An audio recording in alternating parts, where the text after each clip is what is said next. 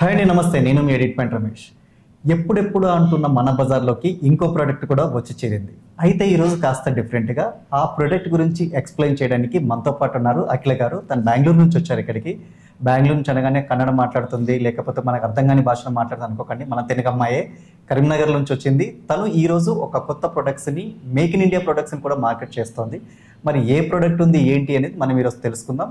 చాలామంది లైవ్స్లో SIM bonding వాడుతూ ఉంటారు. కొంతమందికి నెట్వర్క్ రాకుండా చాలా ఇబ్బందులు ఫేస్ చేస్తున్నారు. సో దాంట్లో భాగంగానే ఈరోజు అఖిల మనకు ఒక ప్రోడక్ట్ని పరిచయం చేయబోతుంది. మరి అఖిల గారు నమస్తే అండి. నమస్తే సార్.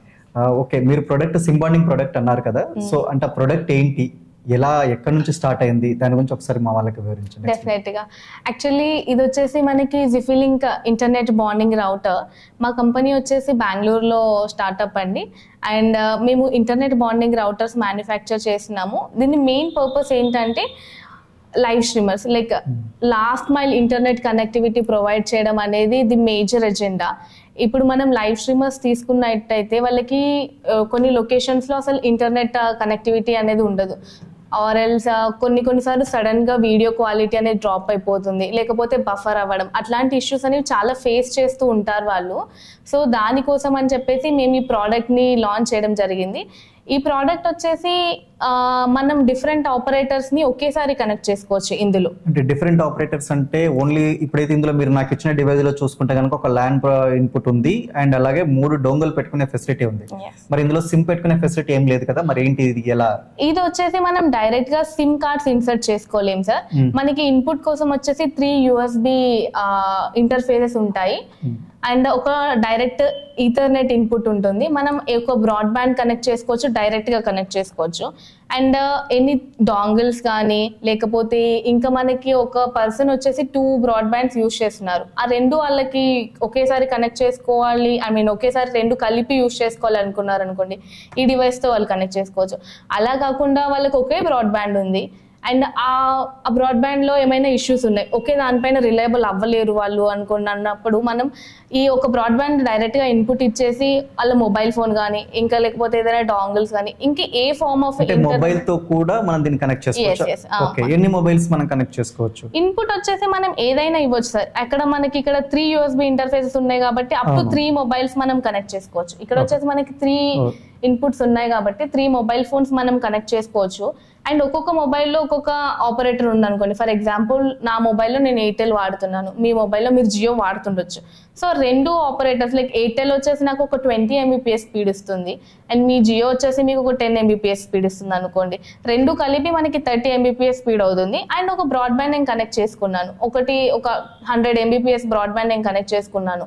సో మొత్తం కలిపి నేను ఒక 130 Mbps స్పీడ్ని మనం 80% అగ్రిగేషన్ మనం ఎక్స్పెక్ట్ చేయొచ్చు మన డివైస్తో. సో మనం అరౌండ్ 80% అంటున్నారు అంటే దాంట్లో ఏమైనా ఉంటుందా? అంటే కొంచెం ఓవర్ హెడ్ లాస్ అనేది ఉంటుంది సార్. ఎందుకంటే మనం ఎప్పుడైనా కూడా కాంబినేషన్ చేస్తున్నప్పుడు కంప్లీట్గా ఎక్స్పెక్ట్ చేయలేము, కొంచెం ఓవర్ హెడ్ లాస్ ఉంటుంది. దానివల్ల 80% మాత్రమే అగ్రిగేషన్ మేము ప్రామిస్ లైక్ 100% బాండింగ్ ఇస్తామని చెప్పి మళ్ళీ తర్వాత వాళ్ళ దగ్గర నుంచి కంప్లైంట్స్ రేజ్ అవ్వడం అట్లాంటి ఏం లేకుండా చాలా ప్రాబ్లమ్స్ కూడా ఫేస్ చేస్తున్నాము. అంటే తీసుకున్నాము, అక్కడికి వెళ్ళాక అసలు నెట్వర్క్ రాదు, ఏదైనా అడిగితే మీ నెట్వర్క్ ప్రాబ్లం అంటుంటారు. సో ఇలాంటి ఇష్యూస్ చాలా ఉంటాయి. అంటే నాకు అర్థం కాని విషయం ఏంటంటే ఒక టెక్నాలజీలో 4 ఒకే రకమైన ప్రొవైడర్స్ వాడాలా, లేకపోతే డిఫరెంట్ ప్రొవైడర్స్ తీసుకుని వాడాలంటారా? ఏంటి అసలు లైవ్ టెలికాస్ట్ వాళ్ళకి ఏంటంటే సార్, ఇప్పుడు మనం ఎక్స్పెక్ట్ చేయలేం. ఇప్పుడు నేను ఒక లొకేషన్కి వెళ్ళాను, ఆ లొకేషన్లో ఎట్లాంటి ఏ ఆపరేటర్ నాకు బెటర్ స్పీడ్ ఇస్తుందో మనం ఎక్స్పెక్ట్ చేయలేము. సో దానికోసం అని చెప్పేసి మేము ఒక డాష్ బోర్డ్ ప్రొవైడ్ చేస్తున్నాము. అందులో మనం కంప్లీట్గా అనలైజ్ చేయొచ్చు. ఇప్పుడు నేను ఒక సిమ్ కార్డ్ ఒక డాంగిల్ వేసాను, ఇందులో అది ఎంత స్ట్రెంత్ వస్తుంది అని నేను ఆ డాష్ బోర్డ్లో మనం అనలైజ్ చేసుకోవచ్చు. ఇప్పుడు నేను ఎయిర్టెల్ నాకు బెటర్ స్పీడ్ ఇస్తుంది, జియో కొంచెం తక్కువ స్పీడ్ వస్తుంది, విఐ యావరేజ్గా ఇస్తుంది అని అనుకున్నాం అనుకోండి. డిఫరెంట్ ఆపరేటర్స్ మనం కాంబినేషన్స్ అవన్నీ మనం చేసుకోవచ్చు, ఆ స్ట్రెంత్ని బట్టి మనం చేసుకోవచ్చు అనమాట. ఆ డాష్ బోర్డ్ చూడడం వల్ల మనకు కూడా ఒక ఐడియా వస్తుంది. బేసిక్ పీపుల్కి బేసిక్ అండర్స్టాండింగ్ కోసం మేము గ్రాఫ్స్ కూడా చూపిస్తున్నాం అనమాట. ఆ గ్రాఫ్స్ చూడంగానే జనరల్గా అర్థమైపోతుంది కదా, ఈ ఫస్ట్ స్లాట్లో ఏ సిమ్ ఉంది అది ఎంత స్పీడ్ ఇస్తుంది, సెకండ్ స్లాట్లో ఏ సిమ్ ఉంది అది ఎంత స్పీడ్ ఇస్తుంది అని మనకి చూడగానే అర్థమైపోతుంది. ఇండిపెండెంట్ గా మీరు ఏవైతే కనెక్ట్ చేశారో కనెక్ట్ చేసిన వాటన్నిటికీ గ్రాఫ్ ఇస్తూనే ప్లస్ అన్ని కలిపి కంబైన్డ్ కి ఎంత వెళ్తుంది అనే గ్రాఫ్ కూడా ఇస్తుంది. స్పీడ్ టెస్ట్ మనం రన్ చేయొచ్చు, కంబైన్డ్ స్పీడ్ ఎంత వస్తుంది అని చెప్పేసి మనకు ఆటోమేటిక్ గా స్పీడ్ చూపిస్తుంది. అండ్ డిఫరెంట్ ఆపరేటర్స్ మనం ఇప్పుడు ఒక ఎయిర్టెల్ ఎక్కువ స్పీడ్ ఇస్తుంది అనుకోండి, నేను 2 ఎయిర్టెల్ వేసుకొని ఒకటి ఏదైనా బ్యాకప్ కోసం ఒక డిఫరెంట్ మార్చుకోవడానికి, అంటే మనకున్న అక్కడ బాండింగ్ సర్వీసెస్ బట్టి నెక్స్ట్ ఏ సిమ్స్ చేస్తే మనకి ఎక్కువ మంచిగా వస్తుంది అనేది మనం చూసుకొని ఇవ్వడానికి అవకాశం ఉంటుంది. ఆ డాష్ బోర్డ్ ఆ విధంగా మీరు రూపకల్పన. ఓకేనండి, ఇప్పుడు మీరు డివైస్ గురించి చెప్తున్నారు. యాక్చువల్గా ఏంటంటే పల్లెటూర్లలోకి వెళ్తే, ఇప్పుడు సపోజ్ పట్టణాలలో అంటే చాలా టవర్స్ పెడతారు, అంత బాగుంటుంది. ఇప్పుడు మాకు గ్రామీణ స్థాయి ఫోటోగ్రాఫర్స్ ఉన్నారు, వారు లైవ్ చేయాలి అంటే వాళ్ళకి వచ్చే ఇబ్బందులు ఏంటంటే కొన్నిసార్లు అక్కడ నెట్వర్క్ రాకపోవడం కానీ అట్లా చాలా ఇష్యూస్ వస్తుంటాయి. మీ డివైస్ దానికి ఎట్లా యూజ్ అవుతుంది? ఇప్పుడు అవును సార్, బేసిక్గా వచ్చేసి రూరల్ పీపుల్ కోసమే ఈ డివైస్ చాలా యూస్ఫుల్ అవుతుంది. ఎందుకంటే ఇప్పుడు ఒక చాలా తక్కువ టవర్స్ ఉండొచ్చు ఆ ప్లేసెస్లో, అండ్ ఆ కంజెషన్ కూడా ఎక్కువ ఉంటుంది. ఐ మీన్ లైక్ ఇప్పుడు జనరల్గా అందరూ మొబైల్ ఫోన్స్ యూజ్ చేస్తూనే ఉంటారు, సో కంజెషన్ ఎక్కువ ఉంటుంది. అట్లాంటి టైంలో ఏమవుతుందంటే, ఇప్పుడు మీరు ఒక ఫర్ ఎగ్జాంపుల్ మీరు ఒక ఎయిర్టెల్ సిమ్ వాడుతున్నారు అనుకోండి, నేను ఎయిర్టెల్ సిమ్ వాడుతున్నారు, అట్లా ఒక 200 పీపుల్ వాడుతున్నారు, కానీ రేంజ్ వచ్చేసి 100 మెంబర్స్కి. అప్పుడు ఆ స్పీడ్ అనేది చాలా తగ్గిపోతుంది, అందరికీ డిస్ట్రిబ్యూట్ అవుతుంది కాబట్టి స్పీడ్ ఆటోమేటిక్గా తగ్గిపోతుంది. అట్లాంటి సిచ్యువేషన్లో మన డివైస్ ఏం చేస్తుంది అంటే, నేను 4 ఎయిర్టెల్స్ ఒకేసారి కనెక్ట్ చేసుకోవచ్చు కదా. ఇప్పుడు ఒక ఎయిర్టెల్ నాకు ఒక్కదానికి 1 Mbps స్పీడ్ ఇస్తుంది అని అంటే, నేను 4 ఎయిర్టెల్స్ ఇక్కడ కనెక్ట్ చేసుకొని 4 Mbps స్పీడ్ వరకు నేను యూజ్ చేసుకోవచ్చు. సో అట్లా సో అంటే మీరు అనేది ఏంటంటే అక్కడ రూరల్ లెవెల్ కూడా మనకి ఇది యూజ్ అవ్వడానికి చాలా బ్యూటిఫుల్ గా ఉంటుంది. సో ఇప్పుడు నేను అన్ని సిమ్ బాండ్ చేశాక ఇది ఓన్లీ ల్యాన్ నుంచి అవుట్పుట్ తీసుకోవచ్చా లేదా వైఫై కూడా నేను దీన్ని వాడుకోవచ్చు? రెండు ఆప్షన్స్ ఉన్నాయి సార్. ఐ మీన్ ల్యాన్ నుంచి మనం అవుట్పుట్ తీసుకోవచ్చు అండ్ వైఫై అవుట్పుట్ కూడా మనకు అవైలబుల్. ఎట్ ఏ టైం ఎన్ని డివైసెస్ ని కనెక్ట్ చేసుకోవచ్చు దీని ద్వారా? డైరెక్ట్ గా వచ్చేసి మనం ఒక 5 డివైసెస్ వరకు మనం కనెక్ట్ చేసుకోవచ్చు. అలా కాకుండా ఇంకా మీకు 5 డివైసెస్ కంటే ఎక్కువ రిక్వైర్మెంట్ ఉందనుకుంటే కనుక దీని అవుట్పుట్ మనం ఏదైనా నార్మల్ బాండింగ్ రౌటర్కి ఇచ్చేయచ్చు. ఇప్పుడు నార్మల్ బాండింగ్ రౌటర్ ఏం చేస్తుంది అంటే, దానికి ఎంత స్పీడ్ వస్తుందో అదే మనకి మొత్తం డిస్ట్రిబ్యూట్ చేస్తుంది. కాబట్టి ఈ డివైస్ మనకు ఒక 40 Mbps స్పీడ్ బాండింగ్ స్పీడ్ వస్తుంది అనుకోండి, ఈ బాండింగ్ స్పీడ్ అనేది నార్మల్ రౌటర్కి వెళ్తుంది. నార్మల్ రౌటర్ మిగిలిన అందరికి ఒక 20 to 30 డివైజెస్కి మనం నార్మల్ వైఫై రేంజ్ ఎంత ఉంటుందో అన్ని డివైజెస్కి మనం కనెక్ట్ చేసుకోవచ్చు. సేమ్ స్పీడ్ అనేది అన్ని డివైజెస్కి కూడా డిస్ట్రిబ్యూట్ అవుతుంది. ఇప్పుడు దీని ప్రైస్ అంటే వేరియేషన్ ప్రైస్ ఎలా ఉంటుంది? దీని ప్రైస్ ఎలా ఉంటుంది? ఇయర్లీ కూడా ఏమైనా పే చేయాల్సి ఉంటుందా లేదా ఒకటేసారి కొనేస్తే మాకు ఇంకే బాధ ఉండకుండా ఉంటుందా? లేదు సార్, ఇది వచ్చేసి బాండింగ్ టెక్నాలజీ పైన వర్క్ అవుతుంది కాబట్టి ఖచ్చితంగా సబ్స్క్రిప్షన్ యాన్యువల్ ఛార్జెస్ అనేవి ఉంటాయి. మనం ఫస్ట్ డివైస్ కాస్ట్ వచ్చేసి 45,000 ప్లస్ జిఎస్టీ ఉందండి. 45,000 ప్లస్ జిఎస్టీ అది 1 year వన్ టైం కాస్ట్.